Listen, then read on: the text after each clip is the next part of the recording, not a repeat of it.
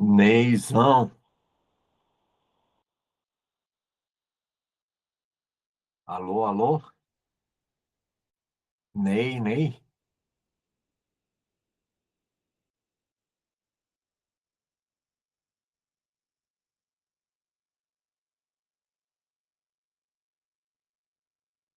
alô,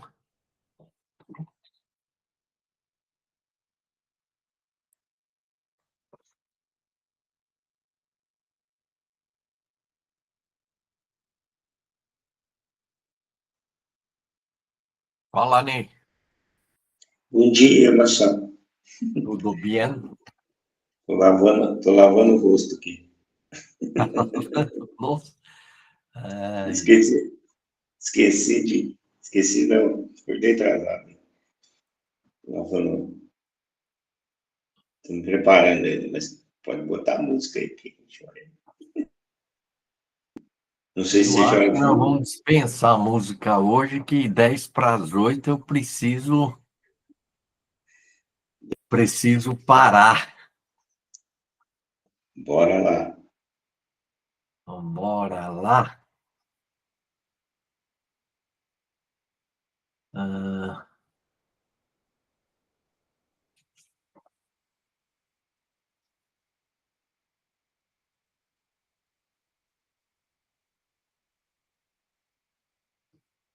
nós terminamos ontem, né? Hoje é do 26, 14, do 26 ao 39, ao 40.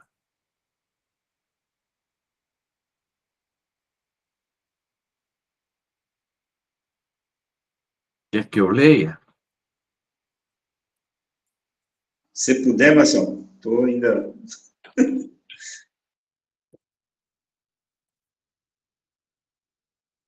Ok, vamos lá.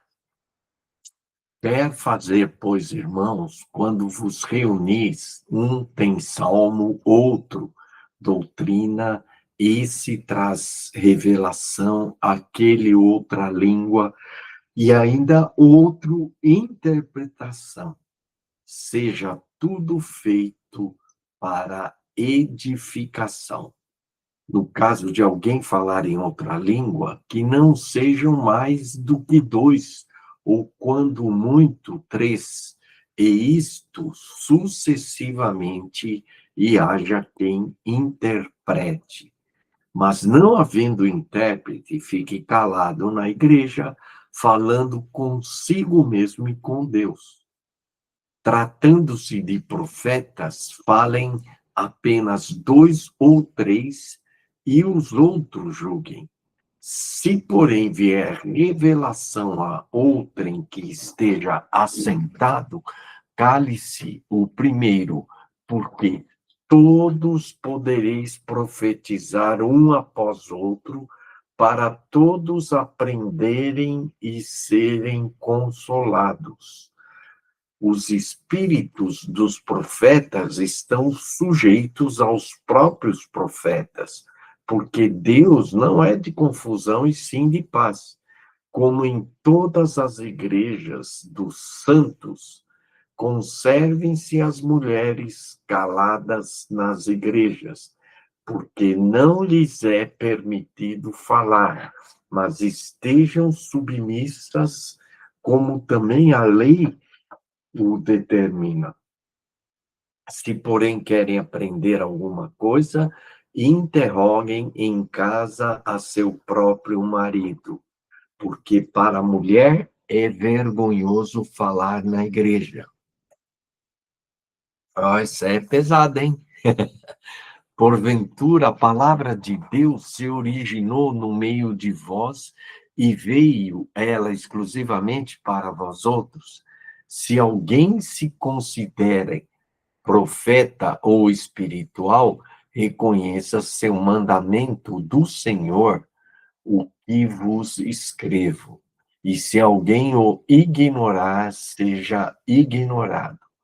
Portanto, meus irmãos, procurai com zelo o dom de profetizar e não proibais o falar em outras línguas. Tudo, porém, seja feito com ordem e decência. Ih, rapaz, isso aqui tem muita coisa para a gente conversar, hein? Vamos atacar na primeira parte. Marcelo, qual que é o trecho mesmo? É que você não projetou, hein? Ah, tá, Qual peraí, que é? deixa eu... 1 Coríntios 14, de 26 a Ah, tá bom. 40. Beleza. Apareceu aí? Apareceu sua cara. Ah, agora apareceu. Beleza. Tá joia. Esse trecho aqui, acho que vai ter que fatiar ele, hein? Lê, É, vamos...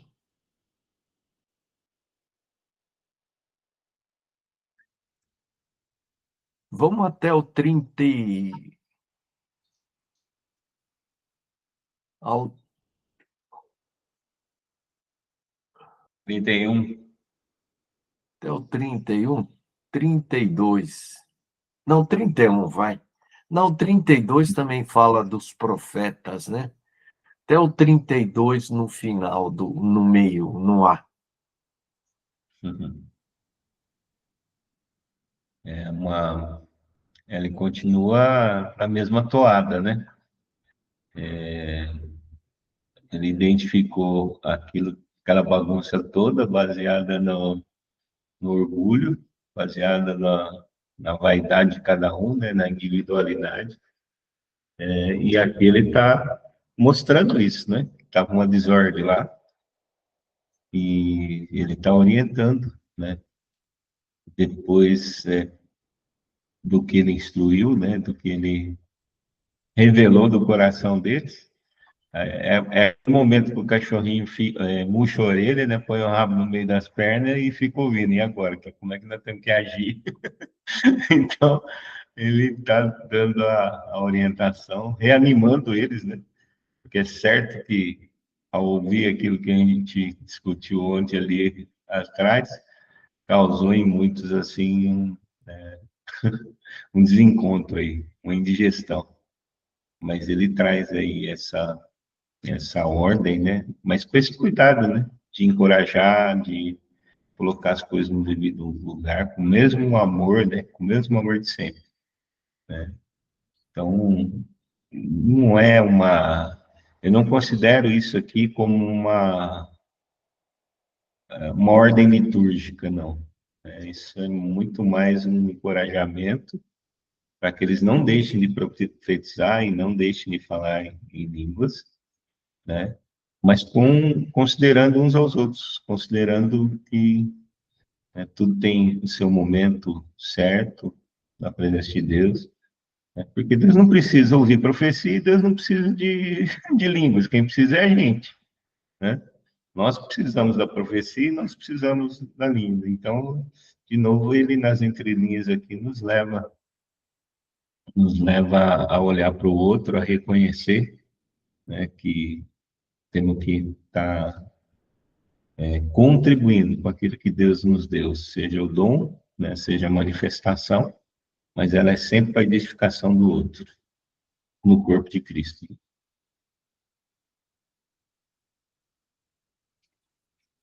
Ali diz assim, ó, no 31, né? Porque todos podeis profetizar, um após outro, para todos aprenderem a serem consolados. É,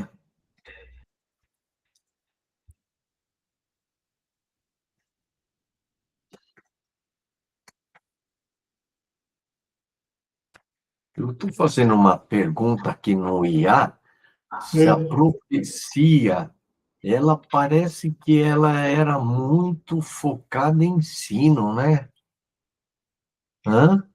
Aqui ele está falando da profecia instrutiva, né? Da profecia que é trazer a verdade de Deus, a palavra, desde a de cima, né?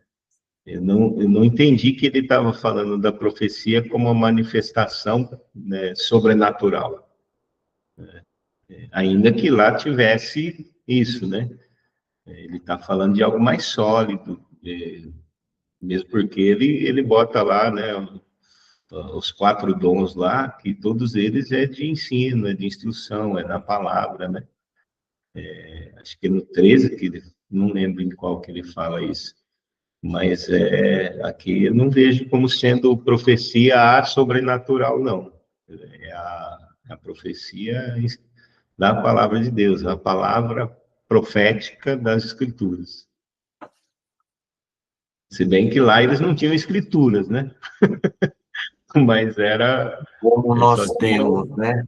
Né? Mas era. Nessa altura aqui eles já tinham pelo menos a carta de Tiago, né? Mas eu vejo assim, Marçal, que aqui ele está chamando a atenção para não, né, não desprezar, né, o sobrenatural de Deus, as línguas, mas ela tem o seu lugar e seu momento. E ele está sempre enfocando aquilo que edifica.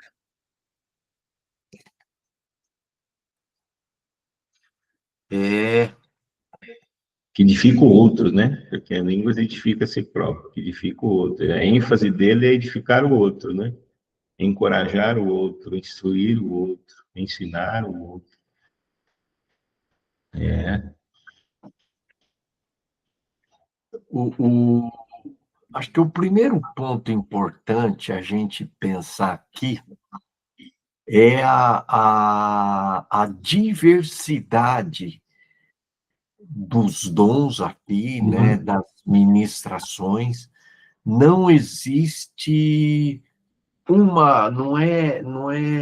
é bem aberto e bem participativo, né, a reunião. Né? Parece que um tem salmo, outro tem doutrina, alguém traz revelação, então fluía de uma forma bem dinâmica, né, Ney? Não é como a gente tenta, mas não, a gente não flui, a gente mais compartilha, comenta, mas não flui nos dons como aqui flui, né? Essa sensação que eu tenho. O que que você acha? Na verdade, tudo é ambiente, né? Então, eles tinham lá um momento para isso. E é desse momento que Paulo está falando, né? A reunião deles tinha esse momento. E acho que no caso dele era só isso que acontecia. Eles faziam só isso, né? A manifestação. Mas eu vejo que é uma predisposição a um momento, né, de deixar na liberdade, sabe? Não é assim do nada, não. É intencional, sim, mesmo porque como é que você pode contribuir para a edificação se não for intencional, né? Se não for colaborativo. E é isso. Eu acho que havia essa liberdade, né? E no 30, quando fala se vier revelação ao outro que esteja Uhum. sentado, deve-se o primeiro, porque todos podereis profetizar. Então, o entendimento aqui é que parece que não é para dominar, né? Ele teve a revelação, fala, mas deixa o outro também que teve revelação falar, para que todos possam aprender, né? Como ele diz aí, e ser consolado. Aqui também está parecendo que essa instrução ela, ela manifesta como o Espírito opera, como Jesus opera no nosso meio, como ele se manifesta em nosso meio, né? Ele não se manifesta através de um, ele se manifesta através do corpo, né? E através de cada parte, com os seus dons, né, distribuídos pelo Espírito, naquele momento. Então, é como se ele estivesse falando assim, né? Dê liberdade ao Senhor para falar entre vós de qualquer forma, né? Na interpretação, ou seja, de qualquer forma, debaixo dos dons do Espírito aí. E não é dominante, não é individual, é coletivo. Então, era uma reunião onde reconhecia-se que o Senhor poderia usar qualquer um que estava naquela reunião. É nós que metrificamos, né? Nós que qualificamos.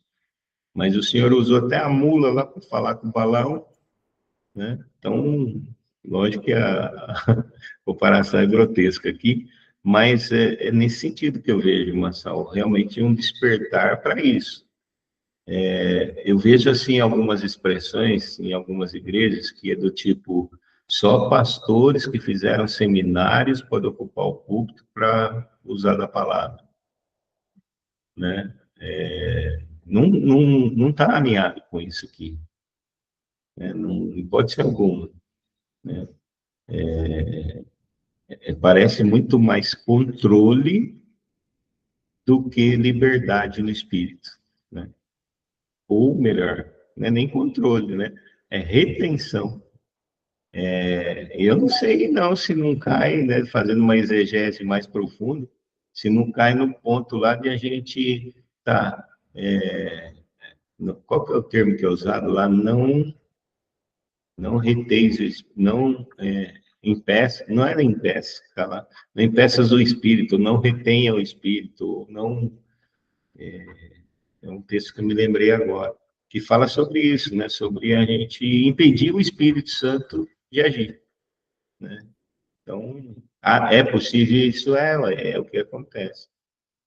Claro, não se esquecendo que Deus já falou conosco, acho que no capítulo 13, ele falou a respeito dessa condição, né, de que ele fala através de nós, né, através de cada um, como lhe apraz, né?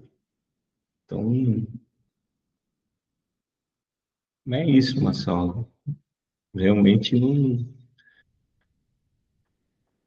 E nesse sentido, a gente percebe que ele está enfatizando de novo a movimentação do corpo em conjunto, né? A manifestação de Deus no corpo, a manifestação de Cristo no corpo, através do corpo, né? Isso é muito, muito lindo, né? É ali que o Senhor ordena a bênção, a unção que ele desce sobre a barba, sobre as vestes, começa na cabeça, o orvalho que vem, é no corpo, né? Na unidade, na união.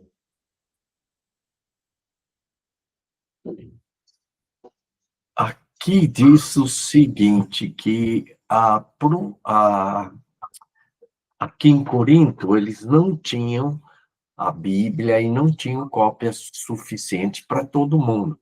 Havia algumas cartas, havia o Antigo Testamento, a Torá, e havia a tradição apostólica, que era oral. Então, a coisa era muito oral naquela época, porque as pessoas não tinham tanto livros quanto nós temos hoje, né? E aí... A reprodução lá, a impressão lá era de pena em pena, né? Uhum. Então, a profecia não era exatamente como é hoje. Uhum. Na profecia se trazia muito daquilo que os apóstolos e Jesus falou, dos ensinos do Antigo Testamento e aplicados. Então, as profecias, elas traziam não um ensino didático, mas uma palavra fundamentada na tradição oral e no Velho Testamento, etc. e tal, consolando, né? Tipo assim, lembre-se, bem mais aventurado é dar do que receber, porque tal e aquele que... Então, eram palavras proféticas que também se intercalavam. Palavra, o Espírito, né? E essa revelação. Então, não era totalmente só revelação sem ligação com a palavra. O que você acha disso, Ney? Não, com certeza, totalmente, né? E uma coisa que me vem à mente aqui é que, por exemplo, antes da cruz, né, de Cristo ressuscitar e etc., óbvio que a missão dele era exclusiva e única para a cultura judaica, para o judaísmo. E é interessante porque a profecia no Velho Testamento era algo que vinha dizendo sobre, a grande maioria, sobre o juízo de Deus, né? Por conta do desvio do caminho, né? E quando no Novo Testamento você vê citações sobre passagens do Velho Testamento, quer nas cartas, é o próprio Jesus, quando ele cita para enfatizar o que é o reino de Deus. Ele começa já, é chegado o reino de Deus, e aí vem todas as, as palestras ou os ensinos dele, né? E quando a gente olha para os apóstolos, é a mesma coisa, eles não enfatizam a letra do Velho Testamento, eles enfatizam o cumprimento, né? O cumprimento daquilo em Cristo. Então, é uma diferença muito grande quando... Ontem mesmo eu estava falando, né, acho que para o irmão, eu estava falando para ele, irmão, já imaginou? O pessoal do Velho Testamento, a gente olha lá e fala, Davi, grande homem, fulano, e vai citando, né? Os homens lá do Velho Testamento, e eu falo assim para eles, olha, eles amavam a Deus de todo o coração, né? Na esperança de Cristo, na esperança da redenção, porque tudo apontava para estabelecimento do reino de Deus no coração do homem. E aí, quando você vê aqui a nossa vida hoje, pô, é uma vida muito mais abençoada, graciosa. Nós vivemos a época da graça, né, de Deus, a presença de Deus conosco. Eles não tinham isso. Quando você vê lá o Velho Testamento, Deus vinha e falava através do profeta, né? Deus vinha e falava. Isso dá sentido de que Deus não habitava neles. E hoje o Espírito Santo habita em nós, pela graça, né? Então, acreditar que o Senhor se manifesta na vida do irmão, da irmã, de qualquer um, é o ponto, né? E saber que é assim que Deus escolheu para se manifestar nos nossos dias, através de um irmão ou de outro. Não é mais por ufania, é ufania que fala quando Deus aparece em figura tangível, teofania, sei lá qual que é o nome. Teofania. Então, hoje não é mais teofania. Por quê? Porque o Espírito de Deus nos é dado. E pode ser uma composição explosiva nos dois sentidos, né? Uma explosiva para a condenação, uma explosiva para o reino, né? Então, é isso. Louvado seja o Senhor. Que nós não venhamos impedir o Espírito, essa é a verdade.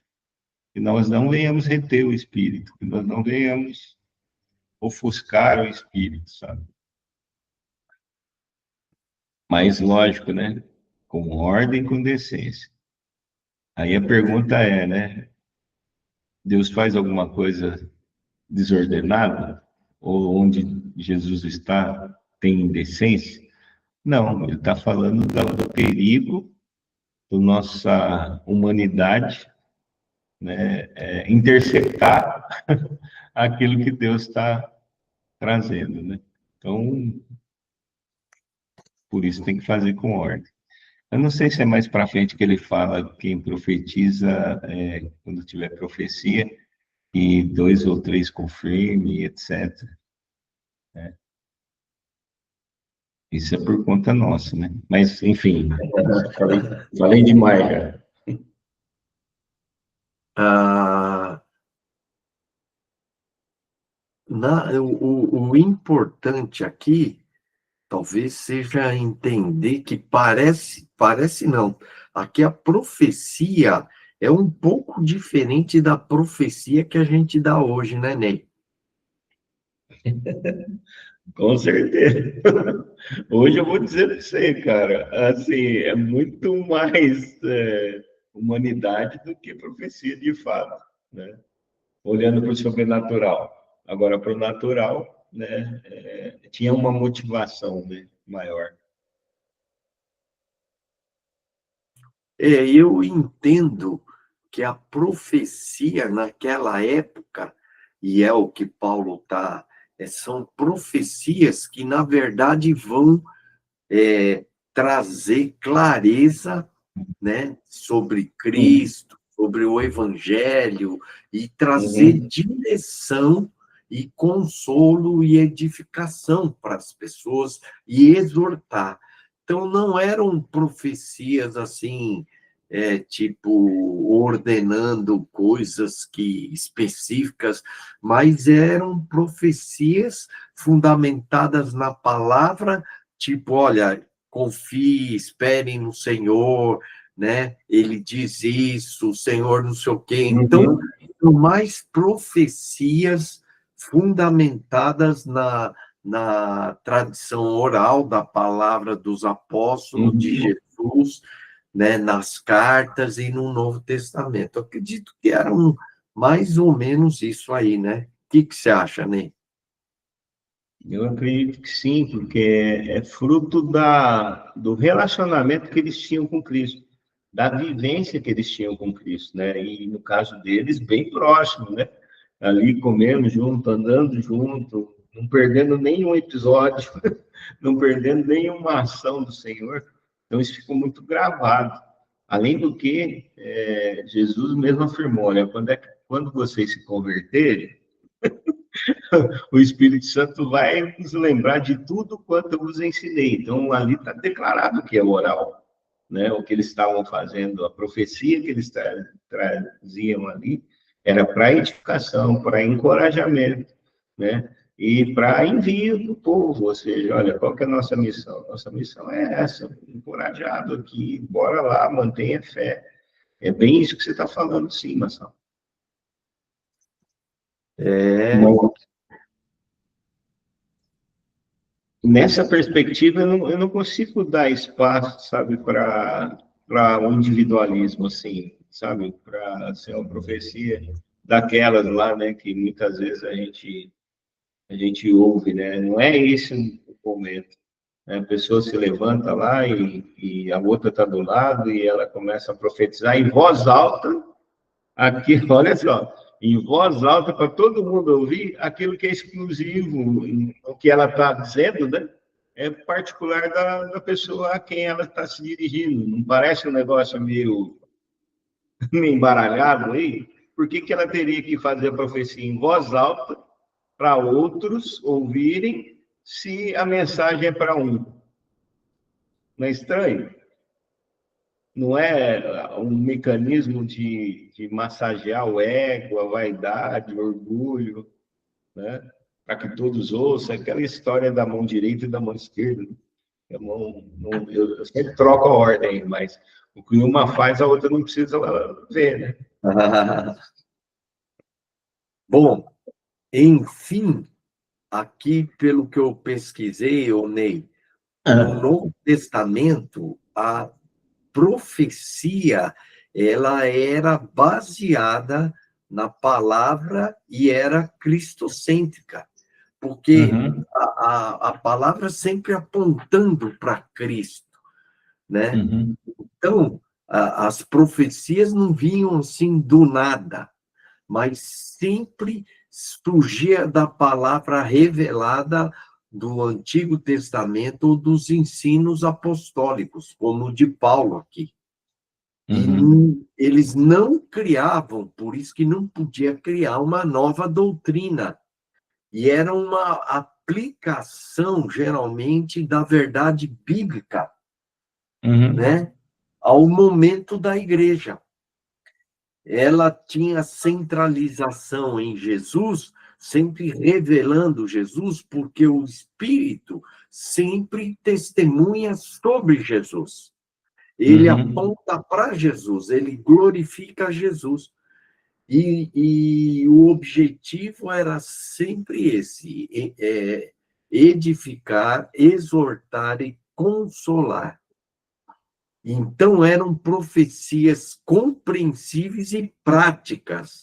Uhum. Não era, assim, algo muito teórico, mas algo que todos aprendiam e podiam ser consolados e fortalecidos. Por isso que ele fala muito em consolar e também exortar, né?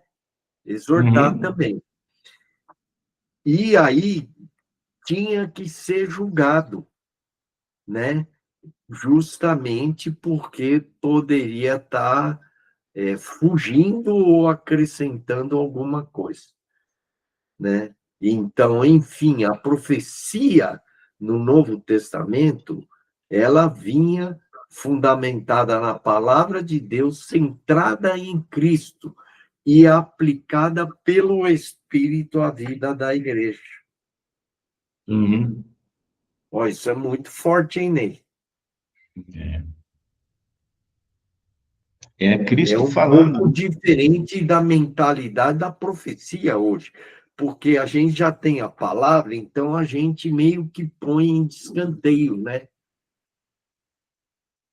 É Mas eles não aquela, tinham é palavra. aquela, Você imagina, Ney, que você está lá, da onde, que instrução, que direção você vai ter, Ney?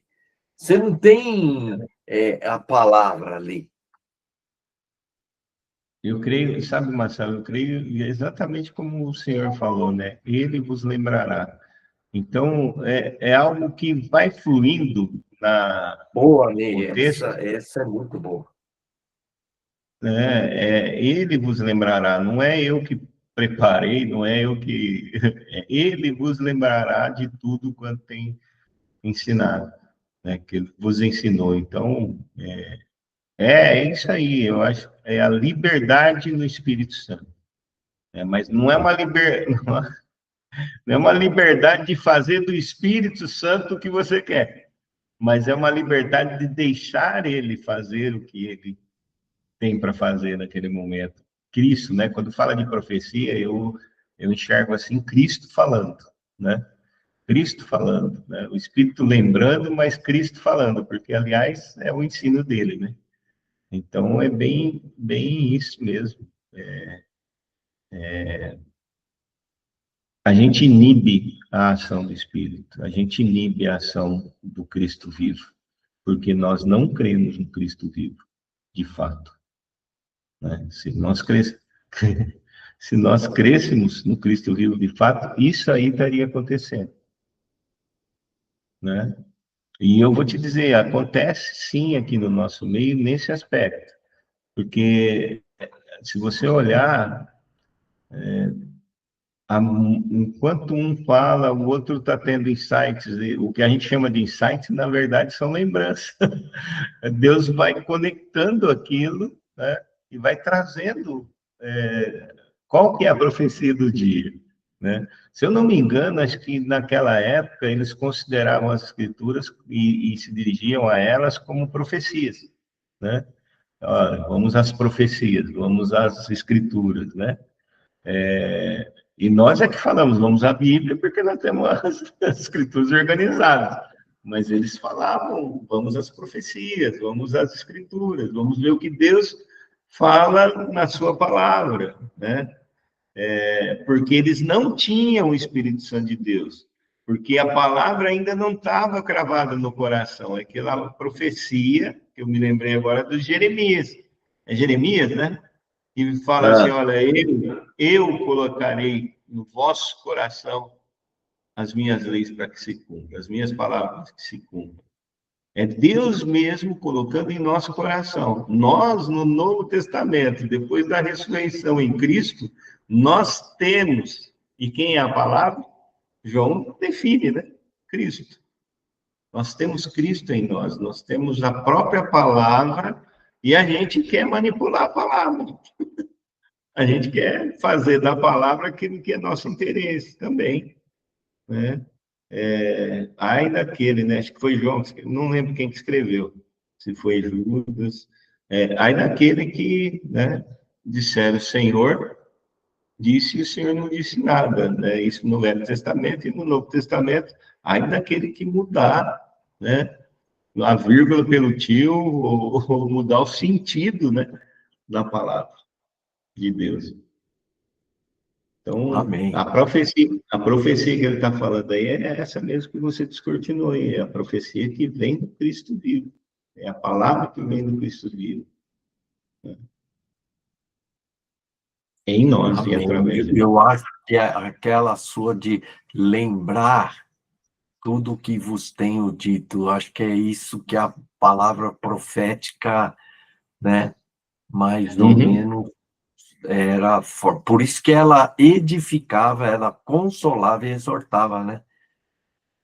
Quer E ver, a ó? igreja, né, não era às vezes um indivíduo, né? Podia ser específico, mas era a palavra para a igreja, né?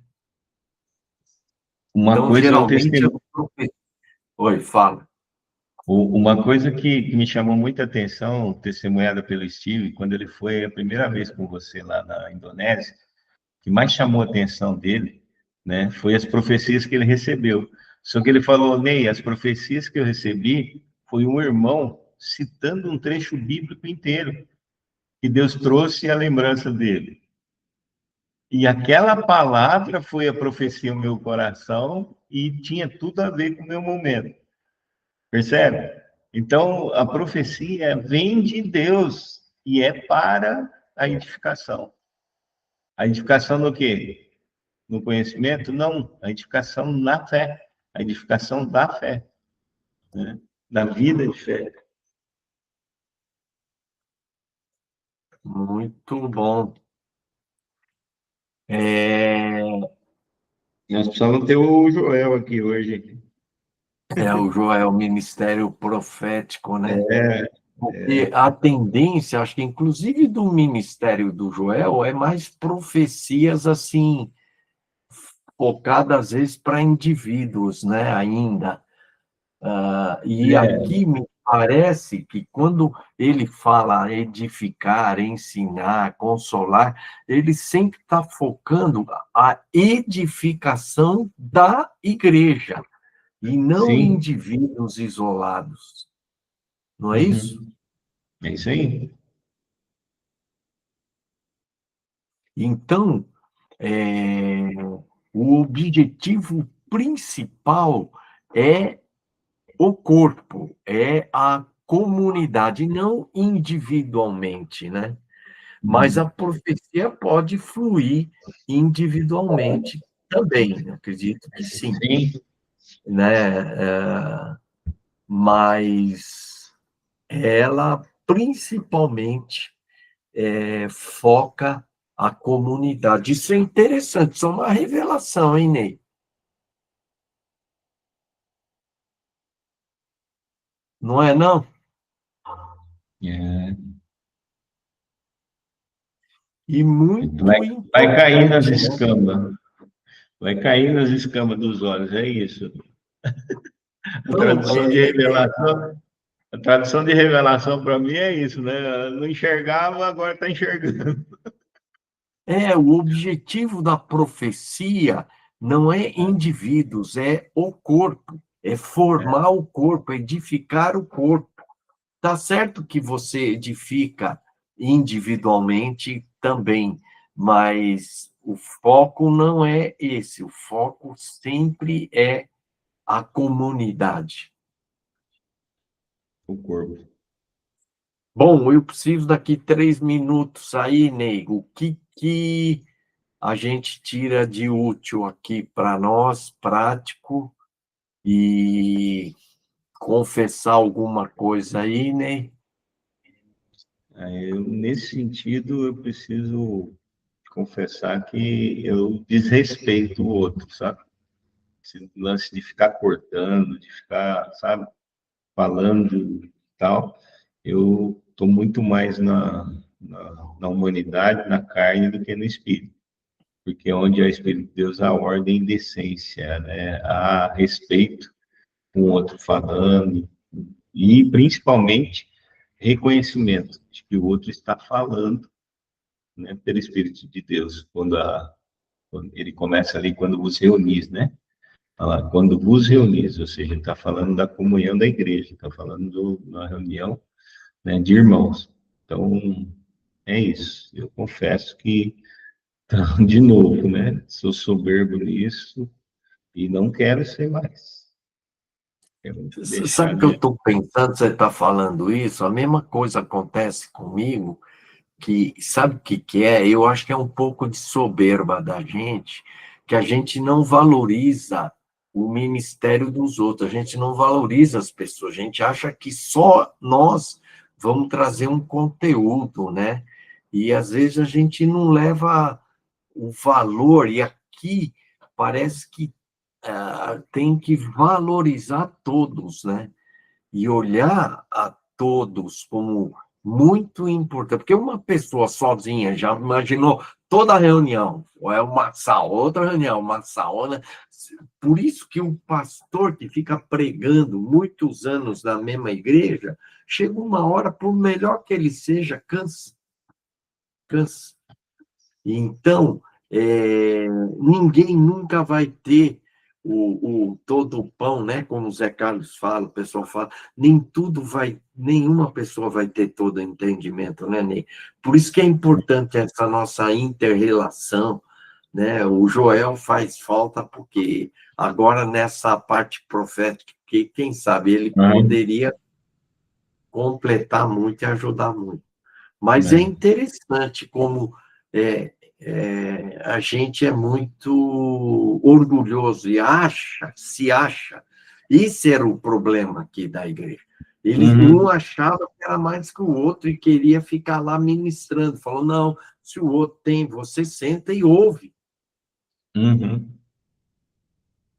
Vamos orar, né? Que o tempo venceu. Senhor, nosso Deus, reconheço essa minha soberba, Senhor, quanto que eu preciso valorizar mais os irmãos, e essa coisa de achar que só você tem o entendimento, o melhor conhecimento e o melhor dom, ó Deus, perdoa por isso, me ajuda a ser mais humilde em tudo que eu fizer, aonde eu for, para a tua glória, em nome de Jesus. Amém.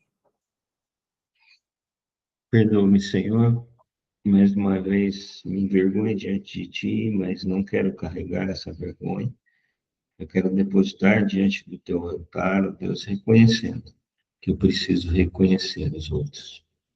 Em nome de Jesus. Amém. Amém. Nos vemos Valeu, amanhã. Massal.